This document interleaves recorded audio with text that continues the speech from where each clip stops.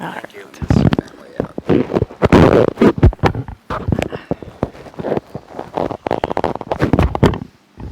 Now it's going down. I'm gonna reach behind your head. Here, let me see if I can go and do If we can just go. like this. Perfect. There you go. Okay. Can you put this in your back pocket? Yeah. Here, hand me it. Go. Put it All in your right. back pocket. Inside. Inside. Yep. All right. Otherwise, it has a tendency to flop off. Okay. And this one you don't need duct tape for. Nice.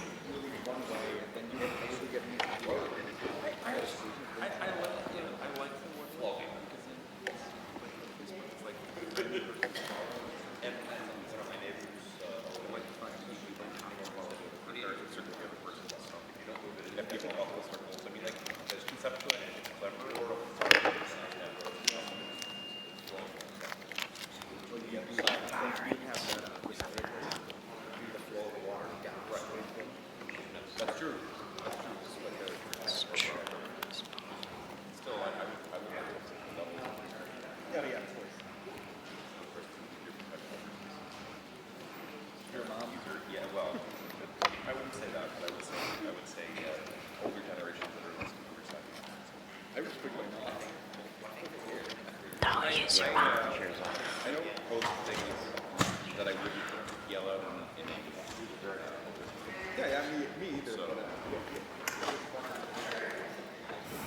Better. And then I get a comment saying, I told you to shave last time we saw you. These tests off too. Everybody knows. Yeah, exactly. And then of course everybody knows she's your mom. Of course. I'm gonna grab this here. I set her up. Bring it over to the edge.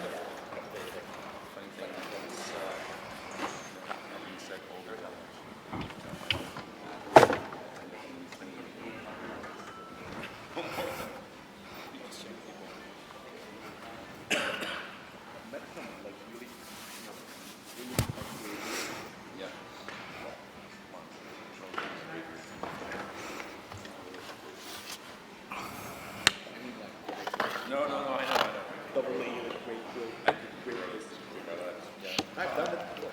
In fact, if you Google my name, you might find a picture with me with a really long pointer.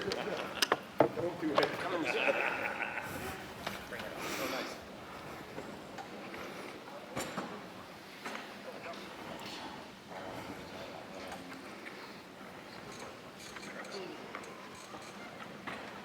Good morning.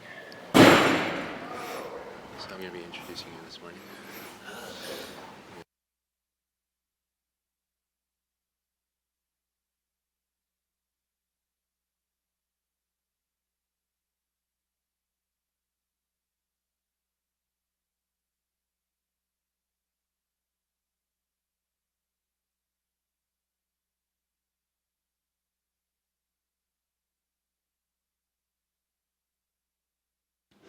Two, 1, 2. Check 1, 2. 3,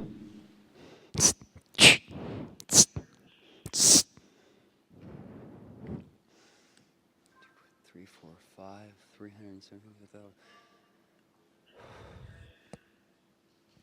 2, 1, 2.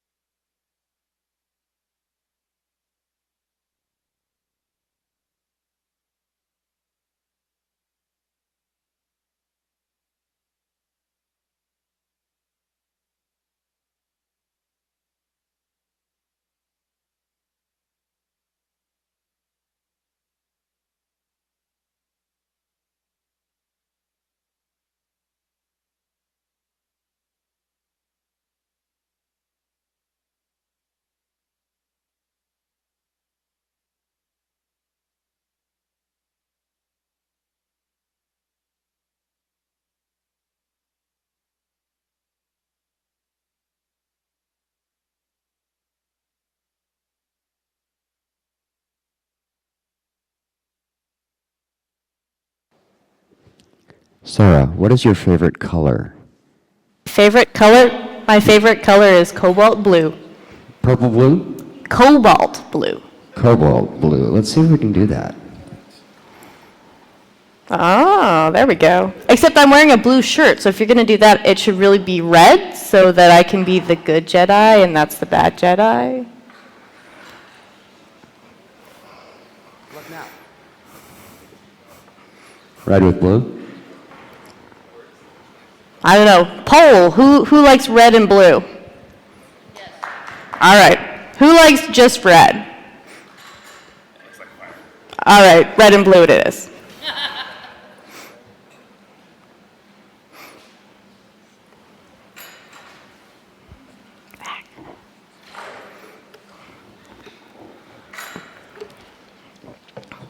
So I'm going to do a check of my loud voice because some of it might get a little loud during a talk. I am not going to argue. Hold on. Got it? I am not going to argue.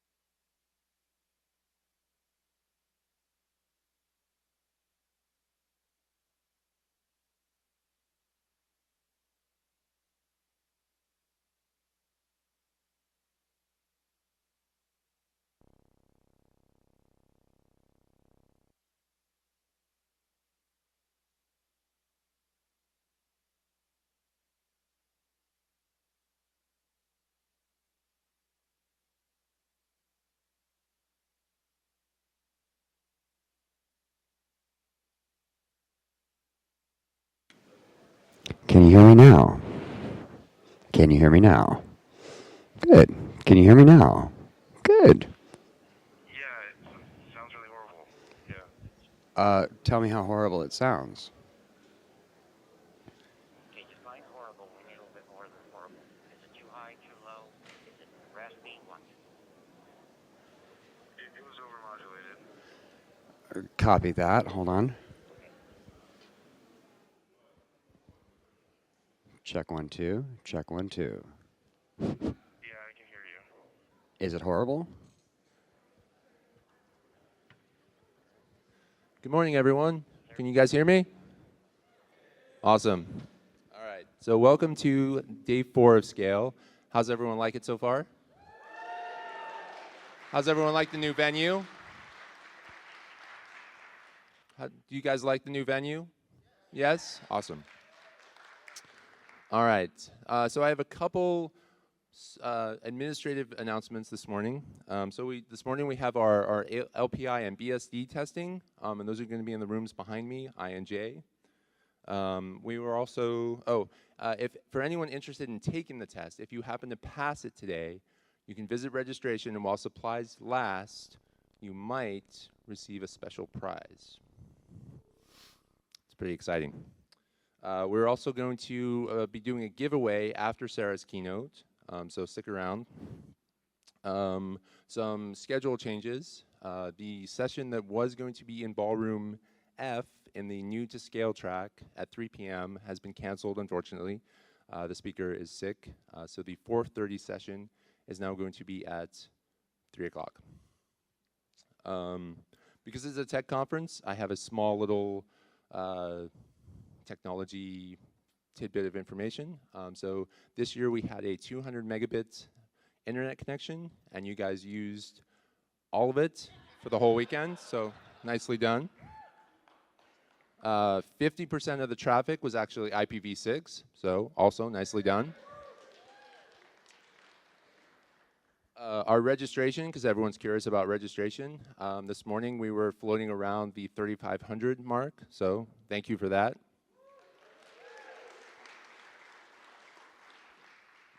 And that's all my announcements. So I have the distinct pleasure of introducing our keynote speaker this morning, Sarah Sharp. Sarah is a Linux graphics software writer, developer with Intel. She was a kernel developer from 2006 to 2013. She's also the co-coordinator of Outreachy. Without further ado, Sarah.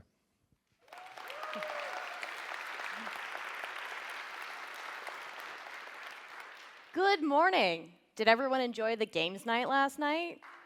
Yeah. I loved it because there's like little kids running around. I got to talk to a 12-year-old while I was playing with Legos. And I really like SCaLE because I see a lot of diversity here. I see a lot of women. I see a lot of people of color. So I wanted to do a quick little poll and just raise your hand if you're a male in the audience. All right, now keep your hands up, keep your hands up. Also raise your hand if you're white. All right, now that all your hands are raised, repeat after me. Increasing diversity in open source is my responsibility. Why is it your responsibility? Because all too often minorities in tech have to shoulder the unpaid emotional work of trying to increase diversity in tech. And we all need to look at our privilege because our privilege shows us the ways that we are unconsciously biased. Each of us has identities and skills that society values, and some of us have identities that society discriminates against. So I've looked at my own privilege. I did a little bit of a brainstorming session on Twitter and said, what are all the different ways that people could be privileged? So on the slide, my privileges are in bold black, and the ways that society might discriminate against me is in red.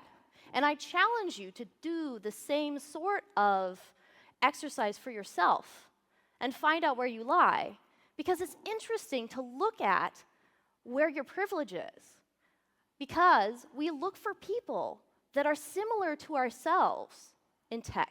And recognizing that we have privilege means that we can seek out diverse voices.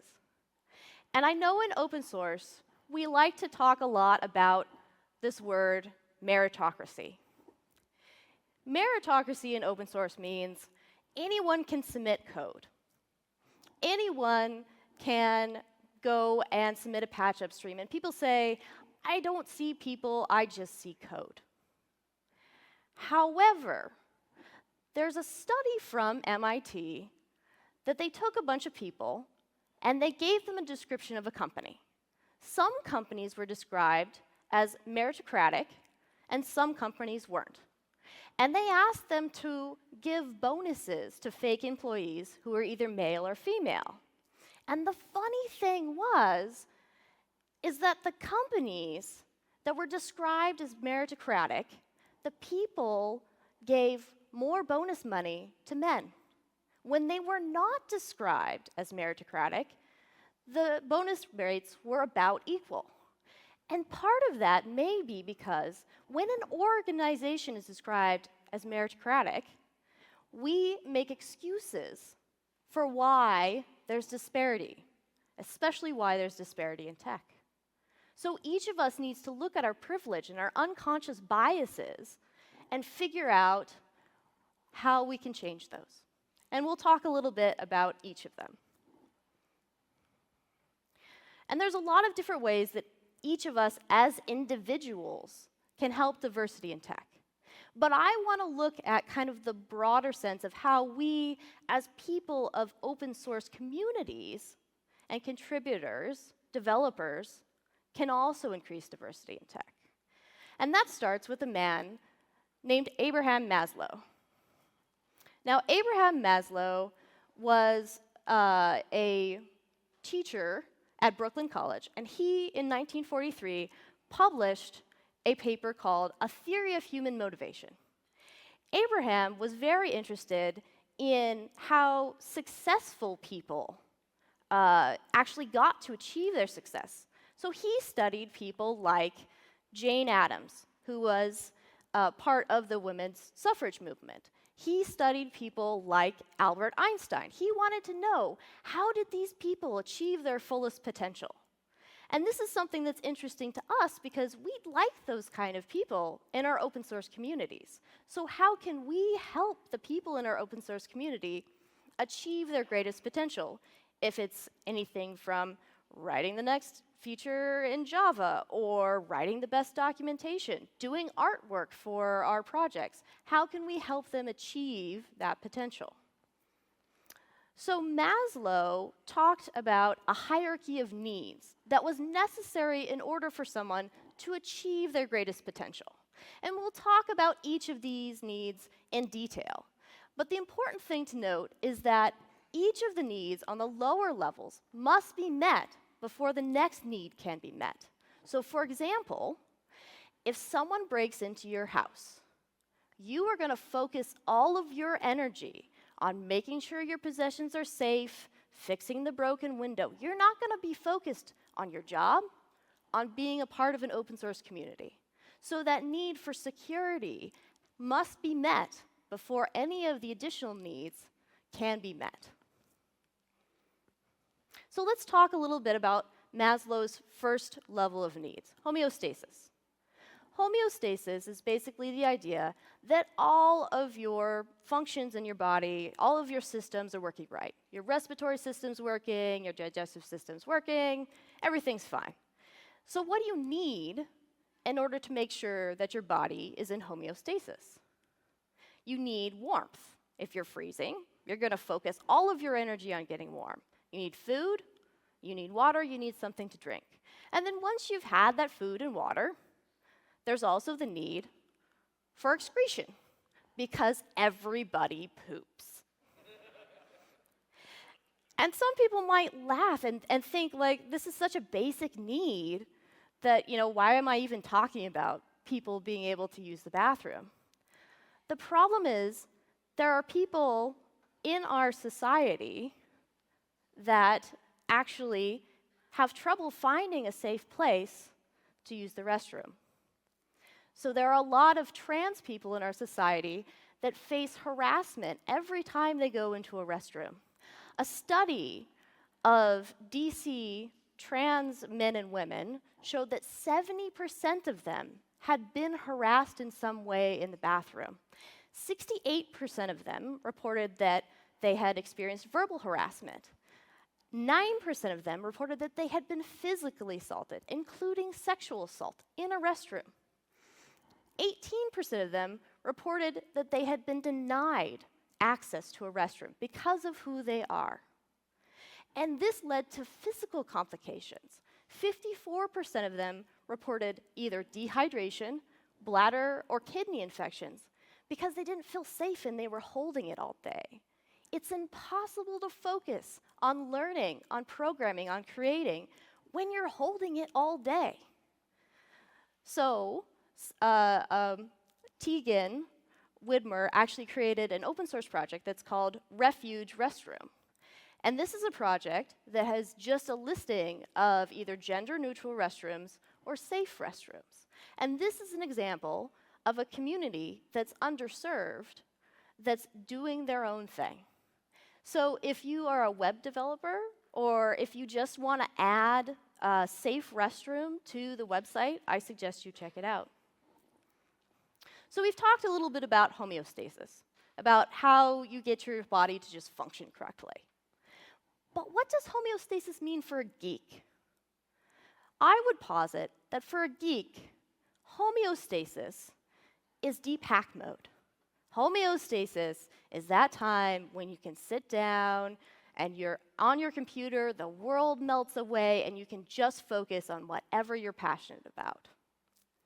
So what's the need? What do geeks need to be able to get into deep hack mode? Well, we need uninterrupted time. We also need some sort of computer to be able to work on. And we also need electricity to power said computer, and maybe an internet connection to share your work, or at least to get the latest updates. So let's talk about each of these needs in detail. So a lot of developers complain, I don't have enough time, my manager interrupts me all the time, and I really can't get into deep hack mode. But for a certain set of people, time is actually, uninterrupted time, is actually a very, very precious commodity. And that's the people who are carers. The people who care for young children or who care for elderly relatives. And this is important to think about because women, and especially women of color, are much more likely to be carers. They're much more likely to not have the luxury of uninterrupted time. Actually, 59 to 75% of women are caregivers to either children or elderly relatives. And women of color are even more likely to be carers, and part of that may be due to the pay gap, because women of color can't afford childcare. And so women of color makes 55% of a white man's salary. So it's interesting to think about this. When we assume, as open source developers, that people are going to put so much uninterrupted time into our projects, we have to think about who are we discriminating against by assuming that people have this time? And how can we help them? How can we help the people who have maybe only little chunks of time to still contribute to our projects? And there are several different ways we can do that. If you run a conference or you run an event, think about whether you can provide childcare. And you can actually get people to be able to bring their kids, drop them off, and then participate in an uninterrupted hack session. And then if you're looking at hiring, and I know that I am actually guilty of this, whenever I look at someone and I want to hire them, and I know that they're going to work on an open source project, I go and look and I see, what are their contributions? Do they have a GitHub account? Do they have patches upstream? Have they actually sent anything? But the people who are carers are actually more likely to not have extensive commitments, to not have an extensive GitHub, or maybe not have one at all. So when you're looking through resumes for people to go and work on an open source project, think about that. And maybe don't lay aside the ones that you know may be minorities that don't have a GitHub account. There's also a bunch of companies that are providing non-standard ways to get into tech. So in particular, the PayPal Recharge program has a bunch of job listings that they're encouraging women who have taken a break to get back into tech. So maybe they took a break because they wanted to raise their kids until they were old enough to go into daycare or maybe even school. And this program is bringing them back. There's also there's a pilot at Etsy where they are giving executive coaching to new moms. So for that brief period of time where the moms are coming back to tech and they maybe need a mentor to talk about, like, how do I juggle my time commitments, they're giving them that coach. So it's interesting to think about, like, how can we mentor the carers in our society that are coming back into tech? You can also, there's something small that each of you can do. So how can we as open source contributors help the people who have very little time that is uninterrupted? We can give them little chunks of tasks to do.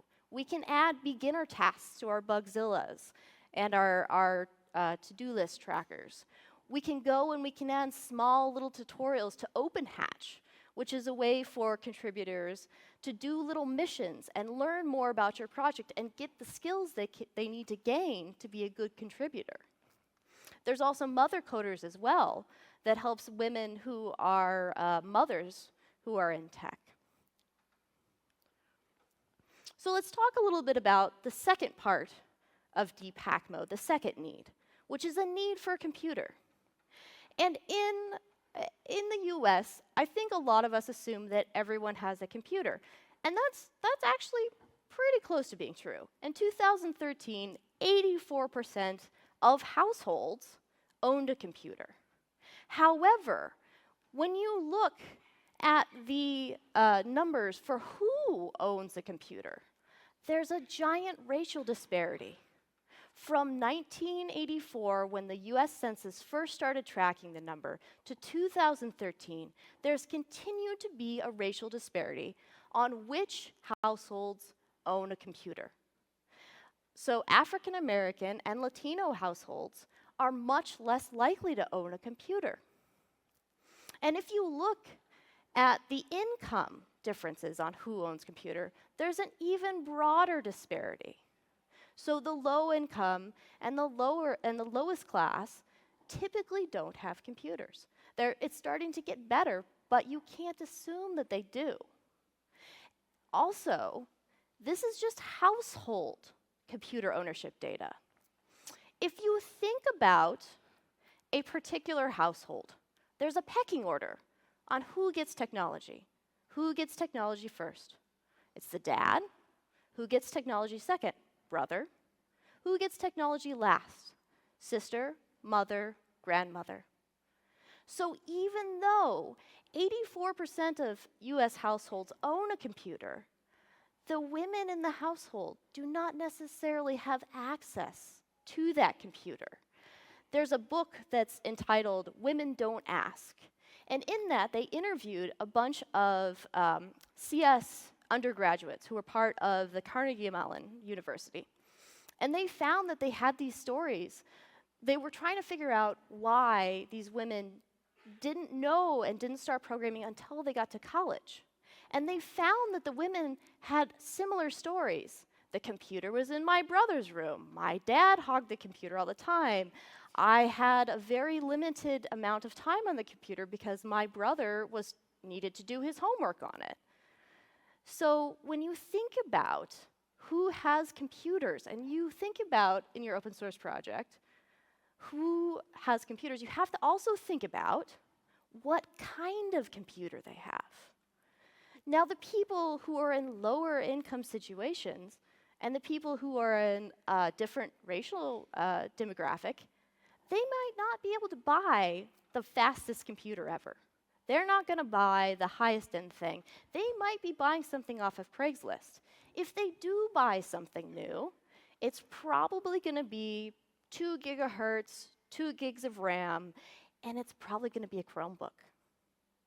So when you think about, as an open source project, what are your minimum requirements to be a developer? Are you assuming that their computer can run in a virtualized environment? How much hard drive space are you actually taking up? And we, as people in tech who own nice computers, don't think about this. And so it's something that I would challenge you to try to think about in your own projects. So the other thing that you can do as an open source project is maybe set up a sandbox server.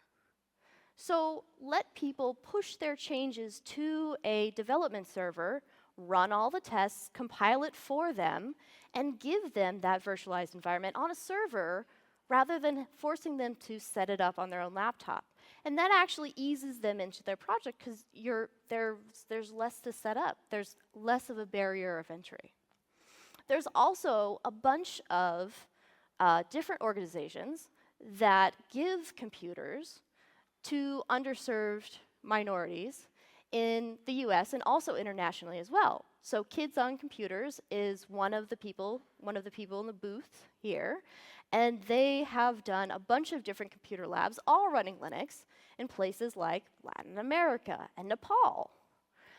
There's also Computer Reach in Portland. There's Free Geek as well as in Chicago. And the Raspberry Pi team has been working to try to get very cheap computers to people around the world. So there's many different ways. And I know that each of you has that laptop that's sitting at home, you've gotten a new one, and you're just keeping it around just in case. I would really recommend you think whether you're actually going to use it. And if not, please donate that.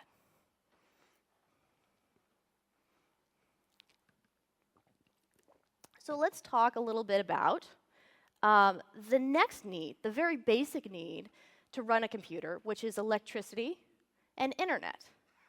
And in the US, I think that we really think of the US as a giant, giant presence online. However, when you look at the potential for growth in who is getting on the internet in the next couple of years, it's China and it's India. And in India alone, over 1 billion users are expected to come online. But they don't have internet as we know it. Typically, the internet they have is 2G cellular network. Because in India, in 2011, only 67% of households actually had electricity. They simply do not have the infrastructure to run the wired internet. So that means that most people, 19% of Indians, are on mobile networks, while only 1% are on wired networks. And that's a lot of people. And the important thing to note about this is since they're on mobile networks, they pay for everything, every single byte they download. And in general, a 500 megabyte plan for the average minimum wage worker in India costs 17 hours of pay. Think about that. If you break it down and you look at the average bandwidth for the average number of clicks on the internet, 15 clicks on the internet is equal to one Indian worker's 1 hour of pay. It takes 10 clicks for a new user to create a bug in Launchpad. As open source projects, we need to think about the impact we're having on the bandwidth of the people who are paying for the internet, for whom the internet is not free. So for the FLOSS projects, I'd really encourage you to think about how can we reduce our development footprint for the users who are on unreliable internet access. If you're a project that has documentation, please, for the sake of deity, Ship with your documentation. Don't assume that the user is going to click on the internet to go access your documentation, because most people will install a computer, come home, and then turn off the internet because they don't want their applications to unintentionally use up their precious data. So ship with your docs, please. There's also, in the open source community, I think we really like IRC, and we're also moving to Slack as well. But when you are hopping on and off the internet to save data, then that means that you lose the communications. You'll drop off IRC. So for open source projects, I would really urge you to consider asynchronous communication. So please use a bug tracker, use the mailing list. There's also an open source project to replace Slack that's called Matters Most. And so I would encourage you to check that out as well. For tools, open source tools as well, there's a lot of tools that don't handle unreliable network connections. So if you download the Linux kernel today, it is 500 megabytes. That is 1 week of an Indian user's pay to download that. Now, the problem is, Git does not handle unreliable connections. If you switch cell towers and your IP address change, you have to go re-download that 500 megabyte thing. A week's worth of pay.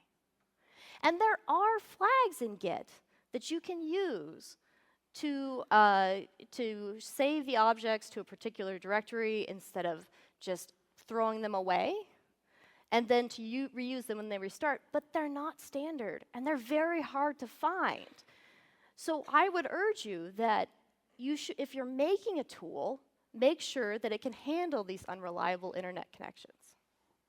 And if you're a web developer, a website developer, think about, can I detect a slow internet connection? And can I do something more interesting to fall back? Could I not show images?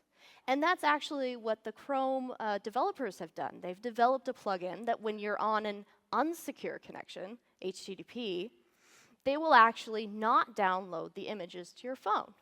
However, that only works over unsecure connections, because Google has to be able to know you're downloading an image.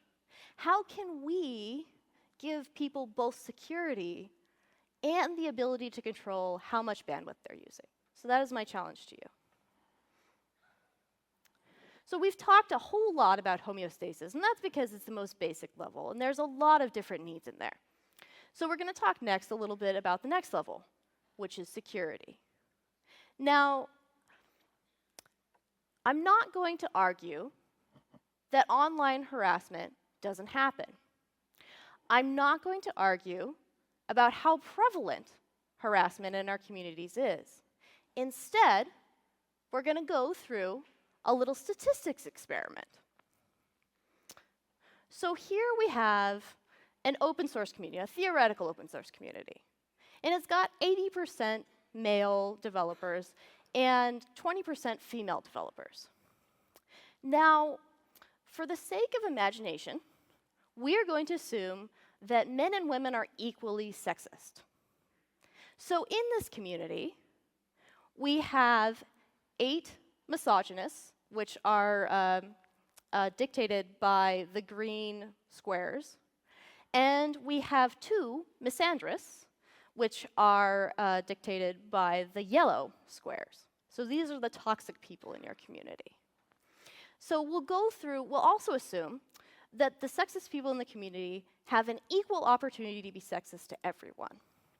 So here we have a man being sexist to a woman, and then the interactions go on, we'll go around the circle, and the woman makes a sexist comment to a man.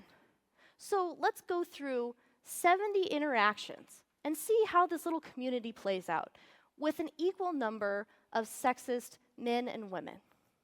What happens is the men in the community often don't see sexism at all. The women in the community, the luckiest woman in the community, gets 4 sexist comments. And this is simply because of the gender ratio in the community. So this is actually called the Petrie multiplier. If you have a ratio, a gender ratio in a community of 1 to R, women receive R to the 2 times as many sexist remarks as the men in the community. This also holds true for any minority in your community. If you have a minority that's mostly made up of cis people and has 20% trans men and women, and they're, we'll assume, equally transphobic or cisphobic, then you will still get this same sort of thing. If it holds true of religious minorities, of people who are LGBT, this holds true. So what does this mean for us? First of all, it means that when a minority in your community speaks up and says, I see sexism, I see racism, I see homophobia, you should believe them, even if you do not see it yourself. Because as a minority in your community, they're much more likely to see it and experience it. The other thing that you should take away from this is that one bad actor in your community disproportionately impacts the minorities in your community. So anytime you find yourself saying, oh, that's just so-and-so, think about the impact they're having, not just on the person, this one little interaction. Think about the impact they are having on all of the minorities in your community. So one of the ways that we can tell people in our community that bad behavior is not acceptable is a code of conduct. And there are a lot of different communities that I've seen adopting codes of conduct. But what I fear is that they see it as some sort of magical check mark. It's a magical check mark, this rainbow community code of conduct that will bring maidens to my community. Code of conducts are not magic check marks. You need to be able to enforce your code of conduct. What will you do when you have an incident? How will you handle it? What are the repercussions for someone who misbehaves? Because if there are no repercussions for bad behavior, you are giving a false sense of security to the minorities in your community who join because of the code of conduct.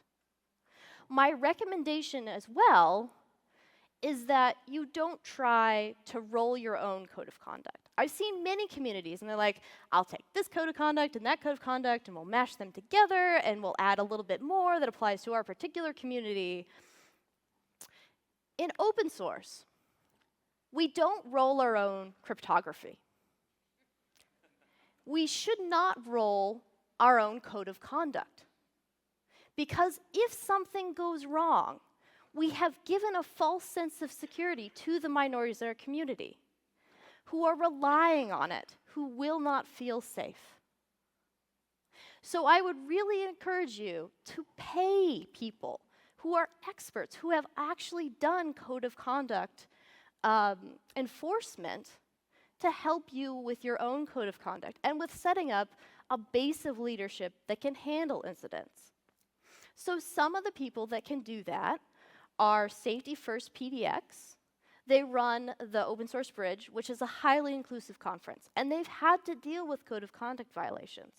So they've written up a blog post on how, if your community is thinking about taking on a code of conduct, the steps that you should take. Other people you can pay for advice of how to increase diversity in your community include Ash Dryden and Frameshift Consulting as well. And these are women in tech that you can pay to help increase diversity. So I would highly encourage you to do so. So we've talked a little bit about security, and code of conducts are fine, and they make people feel more secure and maybe cut down on some of the harassment in your community. But as I mentioned, they're not a magic check mark. They're not going to increase diversity in your community just by having a code of conduct. So let's talk a little bit about community. So if you're trying to get more diversity in your community, but 90% of new contributors to your community fail to make a contribution, how can you expect the diverse people that are coming into your community to succeed? So maybe you need to look at your onboarding. How is the experience for the people who are newcomers to your community? How good is your onboarding? Is your documentation old and out of date? Maybe you just let new users go explore on their own. Because, everyone else figured it out, right? So, in order to increase diversity in your community, you need to focus as well on finding mentors and also making better documentation, because you want those people to succeed. And there's a lot of different ways that you can do that I've listed on the slide that I'm not going to go into, and you can read it later because I'll post the slides. Also, I'll post this. Any resources will also be mentioned in the slide notes, and there'll be a URL at the end. So let's talk a little bit about esteem. Esteem is basically when your achievements are recognized by your community, by conference speakers, however you get praise. And in order to gain esteem and recognition, there needs to be an invitation, there needs to be opportunities, there needs to be an open door. But sometimes you gotta open the door yourself. And this is especially true of minorities. We're less likely to hear about opportunities because of unconscious bias, because of people seeking out ideas, leaders, people that look like them. Even though there may be qualified candidates around them, we look for the people and the ideas that match our preconceived notions, that match our unconscious bias, that match our privileges. So unless we seek people outside our network, we're not going to increase diversity. In America, in general, only 75% of Americans have an African American friend. And most of them only have one friend. So, when you think about that, think about how you can reach outside your network and give opportunities to people who may not look like you. And I think in open source communities, we tend to let long-standing contributors in our community shoulder a lot of the responsibilities and the burdens. And often, that leads to those long-standing contributors getting a little burned out, when we really should be focusing on growing new contributors and new leaders within our communities. So I urge you to think about, how do you do succession planning? If you're a maintainer, you know how difficult it is to take a vacation because the bugs keep coming in. And if you're working on something like the Linux kernel where security or safety is prominent, sometimes you're not able to take a vacation. What would happen if you had a backup maintainer who was able to take over while you took a vacation and learn the skills that were necessary so that if someone got hit by a bus, the project could continue? So it's something to think about. And as you do that, what you'll find is that you often have to document those tribal skills, the leadership skills, like how do I do a release? How do I figure out which bugs to look at first? How do I interact with users to get the information I need? So it's these leadership skills that often go undocumented because we don't have time as people who are leaders. But I urge you to do so, because if you're not finding the next person who is going to take over after you, if you're not documenting how you do your work, there is the chance your project will die. So think about that. And as you try to find maintainers to take over for you, You should reach outside your network to find them. Try to reach out so that we can get more diverse leadership. And even if you're not a maintainer, even if you're not a full open source contributor, I would urge you to grow your network outside of the people who look like you. Go seek out diverse perspectives. Take a look at your own social network. How white is it? How male is it? Maybe go find those diverse voices to follow. But when you do, I ask one thing of you. Do not ask for education from minorities. Do not ask for that. If they give it, thank them for it, amplify that message. But you need to educate yourself about what it means to be a minority in tech and how to increase diversity in tech. And there are a lot of different resources that you can find out there, but it's not a minority's job to find them for you. When you go and you expand your network, try to amplify the voices and the accomplishments of minorities in your network so that we can gain that esteem within open source communities. So let's talk a little bit about the last level of Maslow's hierarchy of needs, self-actualization. So self-actualization is the ability to be able to reach your fullest potential. And for some people, that might be very different. So what are you passionate about? Do you want to do art? Do you want to do music? Do you want to be an open source contributor? Do you want to write Java? Do you want to be a DevOps person? What is your goal in life? And for some people, their goal, their passion, is helping others reach their fullest potential. So you have people that are working on trying to make sure that minorities get postdocs and you have people who are trying to make sure that women of color get involved through Code for Progress. You have people that are trying to work with Open Hatch to introduce newcomers to open source.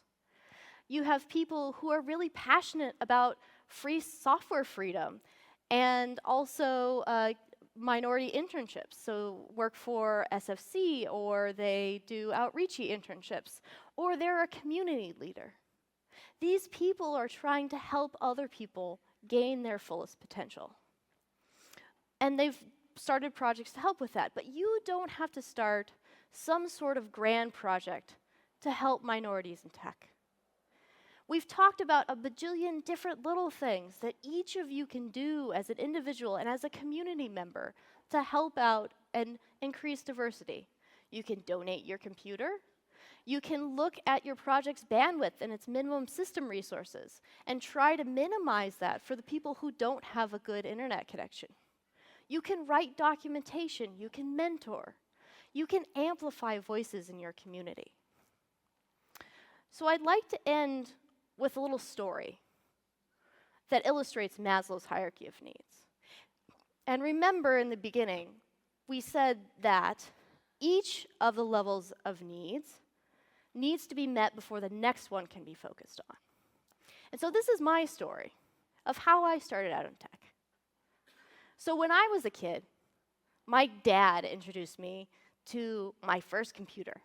And it was a Packard Bell, and it had a turbo light, and it had a dial-up modem, and I would sing the song of the modem as I was getting on the internet to go play with Neopets. And it was my dad that introduced me to hardware hacking. So one day, he brought home a sound card for the Packard Bell computer. And it was like a sound blaster or something, piece of crap. And he put it in the computer. And I remember I was sitting there and I was playing my favorite game, which was Might and Magic. And I was like, Dad, the computer's talking. My game is talking to me. And it was so exciting to me that you could add this piece of hardware to the computer. And suddenly it was so much more awesome. And so that set me down the path of working on systems programming, where you write software to talk to the hardware and do something cool. And so it was really my dad who was an ally who helped me learn about computers. And so I decided to go off to college, and I went to Portland State University. And I was doing a computer engineering degree. And I met a young man named Jamie, who later became my husband. And it was Jamie who helped me with my frustration with my CS classes. And it was Jamie who really gave me a safe place to learn. He didn't take away the keyboard. And if I was lost or frustrated, he would use Socratic questioning methods to ask questions to get me to all the little points along the way that showed where I had missing information. What does this function do? What did you think it was going to do? Well, where could it have gone wrong? And he was really the one that taught me the critical thinking skills to be a programmer. And so again, this was an ally. This was someone who was helping me meet my need for a secure and safe place to learn. And it was through Jamie, and it was also through a person named Andrew Greenberg, who got me involved in my first open source community. By this point, I had been using Linux for a while. I dual booted my laptop, but I hadn't ever contributed to open source. I'd never been a part of a community. So Andrew ran the Portland State Aerospace Society, which is an open source rocket group, and they are awesome. And it's very much an open source community where everyone is off doing their own thing. We've got one goal, but some people are working on motors, some people are working on the airframe, other people are working on an open source GPS, and everyone is trying to come together to reach the goal of getting a rocket into space and having a CubeSat go around the Earth. And so it was Andrew that really introduced me to how to contribute within a team, within a community. And I worked on bigger projects on my own within a team. I worked on a USB sensor node project. And so it was actually Bart Massey who noticed the project and said, well, what if you worked on this interesting USB kernel project? Because I know the USB kernel maintainer. And so I worked on a project called USB FS2 with the USB maintainer, Greg Curl-Hartman. And it was really Bart who gave me some coaching on how to gain esteem in the open source community, how to submit patches, how to give talks at conferences. And through my first conference talk, I was able to get a job at Intel working on providing USB 3 support for Linux. But without that push from my ally Bart to do a conference talk, I wouldn't be here today. And I spent a lot of time in the Linux kernel community, and I ended up doing a lot of really technically awesome things. But after a while, I wanted to help others. I wanted to help others be the best that they could be in tech. And so I started looking for something a project that would help me do that. And it was actually Karen Sandler who approached me and said, we have this internship program. And it used to have an old name, but it's called Outreachy now. And it's an internship program that gives internships to minorities in the open source communities. So women, and in the US, people of color. And so she said, well, hey, could you be a coordinator for a project? Could you take the Linux kernel and try to get interns to work on the Linux kernel? And I said, okay, I foolishly said, I will be a program coordinator under Outreachy. And it was a lot of work because it was wrangling mentors, it was answering questions, it was, trying to make sure that the interns had their mail configuration right, awful, awful things. And so it was a lot of tutorial writing. But it was wonderful because I got to interact with these newcomers who were so excited to work on this project that I was passionate about. And it was so fun to watch them get their first patch in, and they're like, yes, I did it.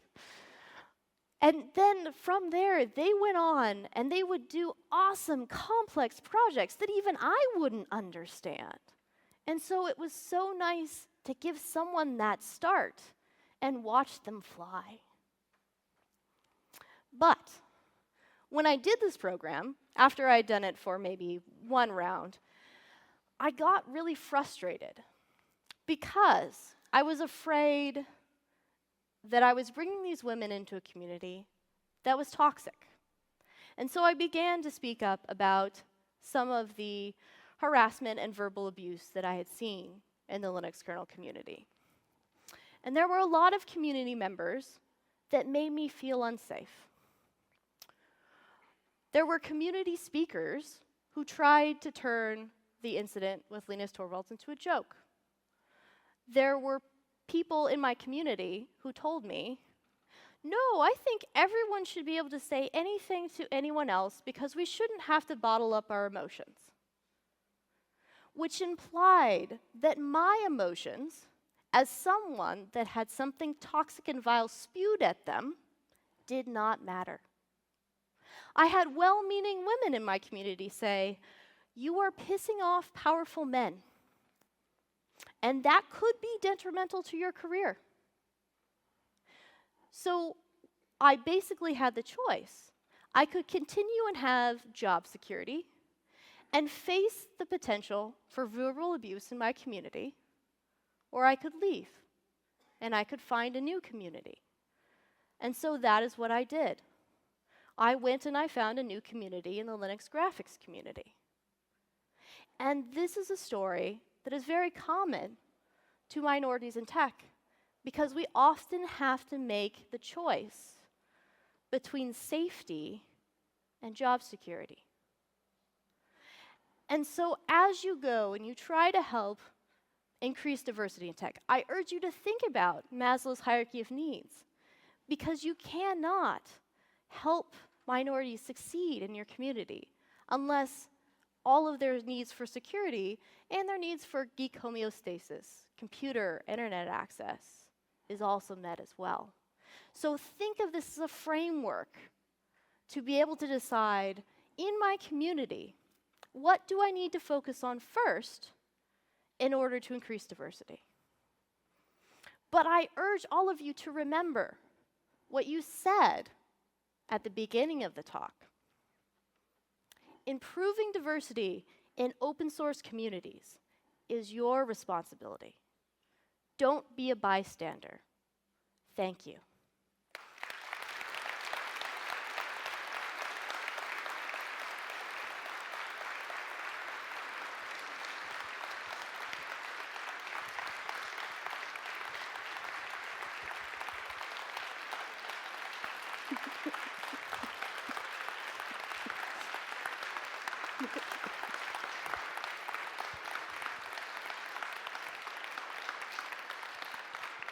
All right. Thank you very much, Sarah. As a token of our appreciation, big surprise.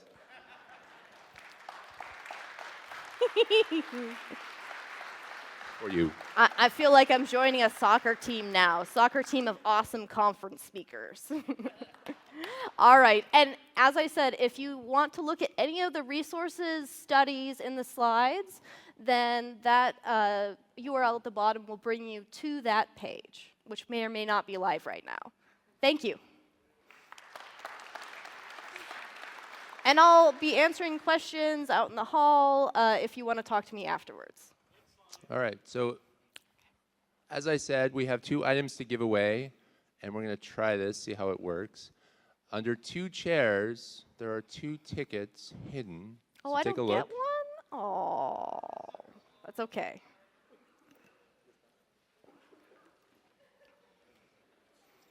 Somewhere. There might not be enough chairs. You might have to check the chairs around you.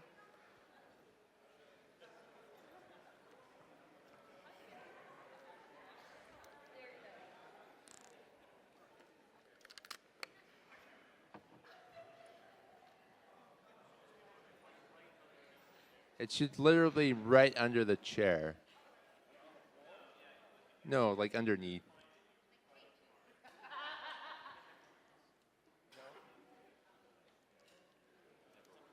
Someone stole it.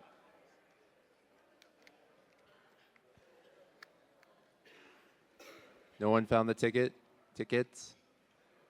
No? It's a golden ticket.